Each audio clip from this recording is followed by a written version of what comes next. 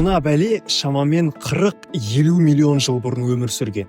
Мына жануарлардың ішінде қайсысы осы ит сияқты бірдемеден шықты деп ойлайсыз? Дұрыс жауабы кит. Және тек кит емес. Мынау кит, мынау дельфин, мынау теңіз доңызы. Ал мына ит олардың ортақ арғы тегі пакицет. Қазір бәрін түсіндірем. Әу баста тіршілік суда пайда болғаны белгілі.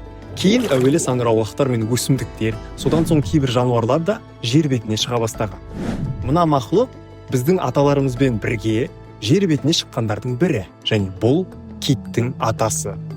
Бұл видеоны мынадай түрмен көріп отырған болсаңыз, бәрін дұрыс түсініп отырсыз. Киттер, дельфиндер және теңіз доңыздары жер бетіне шығып алып, білмеймін, ауа райы жақпады ма, іші пісіп кетті ма, шөлдеп кетті ма, әйтеуір құрсын мынаның шығатын жері қайда деп қайтадан суға кіріп кеткен мақұлық.